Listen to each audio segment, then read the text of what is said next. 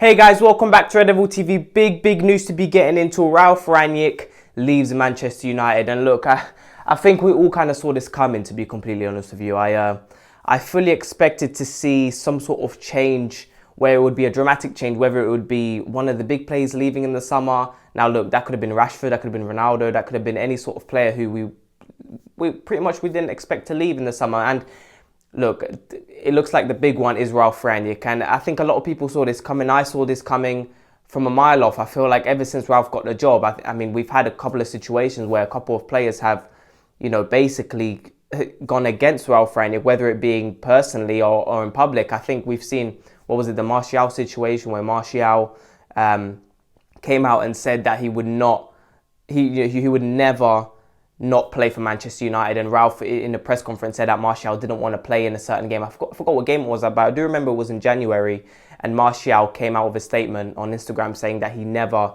said to Ralf that he wouldn't play.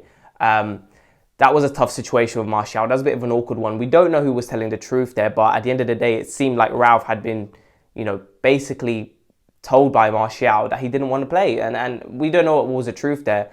But for Martial to come out with that statement straight after the press conference, then it means that maybe Ralf Rangnick, there was some sort of miscommunication, misunderstanding, who knows. But ever since then, there had been some negativity around Ralf Rangnick between the players and him, and even some of the fans. I think some of the fans have the opinion that Ralf Rangnick has come in and just slaughtered every single player and hasn't done anything pretty much. And look, I think a lot of people saw positivity with Ralf coming in. He was coming in. He was meant to stay here for 2 years, and now he's got the Austria international job. So it's kind of like, what was he going to do? Is he going to work part-time for Manchester United whilst being mainly working for the Austria team, who did not qualify for the World Cup?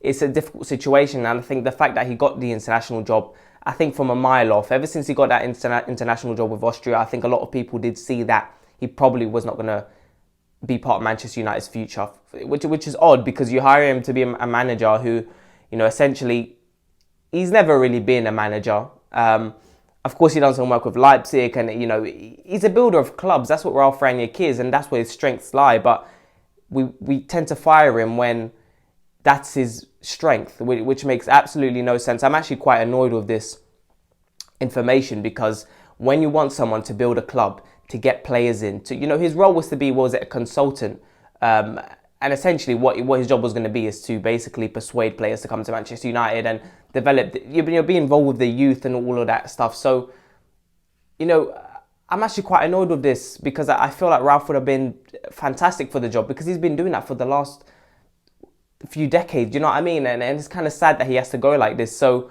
but I still think that a lot of people saw this coming. I think the fact that Ralf has parted ways, apparently with mutual agreement, I think there's some BS there. I do think that the club were not happy with Ralf's behaviour in some situations, even the situation with Martial and Lingard as well. There was a situation with Lingard. He pretty much exposed a lot of players, what they say behind the scenes. Even towards the end, the beginning was all, yes, these players are good, Fred's a good boy, McTominay, Scotty and all of that. But, he didn't know them, and he's already talking to them as if he knew them. At the end, in the beginning of it, it was all flowers, because he wanted to get the opportunity to be Manchester United manager. He even said in the beginning, he said, if I do well and get top 4, I would recommend myself to be Manchester United manager. And it didn't happen. Why? Because he didn't have a good time as Manchester United manager. Yes, he had a better first 5 to 10 games as Man United manager than Ole did, but Ole was at the end of it anyway. Ole was going to leave. We had been battered by Watford, Man City, Leicester. We had been battered all over the place. So Ralf was going to have better games anyway, and he had a good running, and even in the good running in December, we still dropped points where we expected to win most of them. So we didn't have a good running under Ralf. Ralf was never a fantastic manager anyway, but I think what he did well was he did expose some of these players who are clearly not good enough. And I think he came in, and I think even though it caused some negativity and some tension in the dressing room, I think he's exposed some of these players, like Ronaldo coming. I think if Ronaldo didn't come in, Ole would have stayed.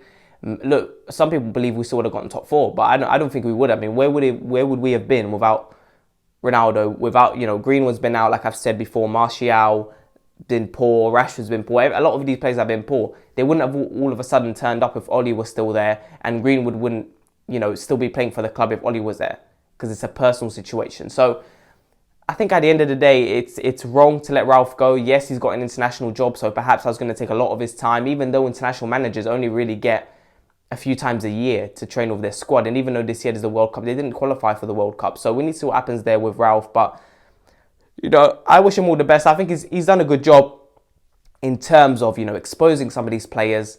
Yes, it's caused some tension, but at the end of it, in the last few press conferences, in the last few weeks of these games, we did realise that Ralf, his patience was gone.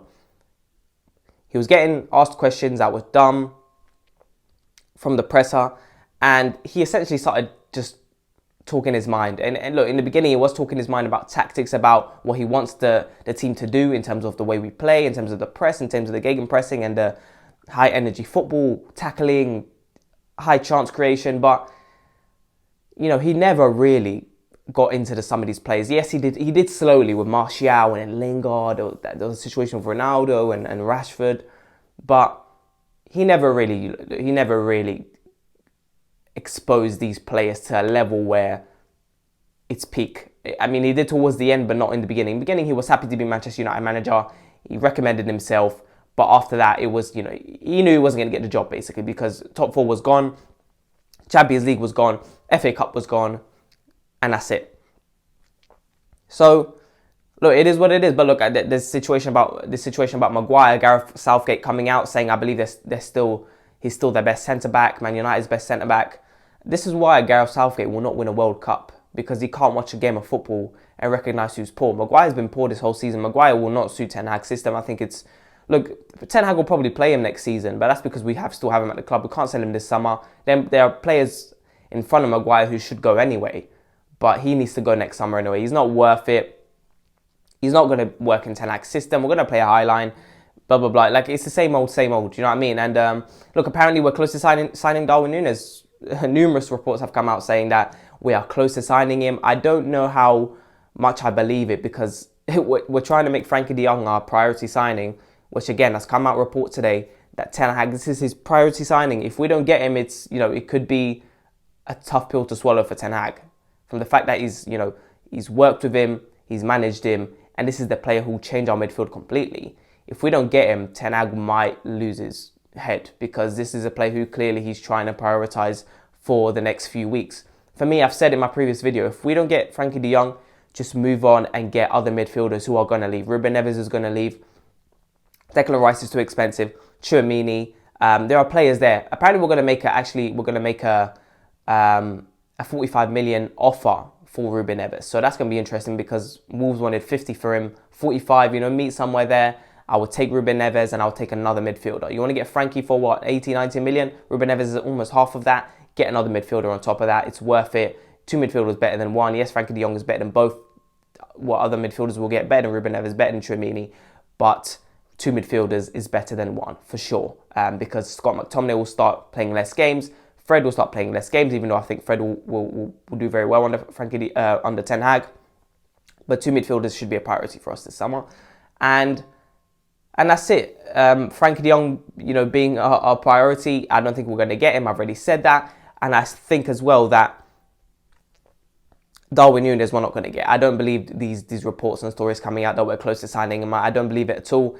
Well, 80 to 100 million, we're not going to get him. Declan Rice, we're not going to get. Darwin Nunez, we're not going to get. Frankie de Jong, I very much doubt so. So, guys, let me know what you think. Please make sure to like and subscribe, and I'll talk to you guys later.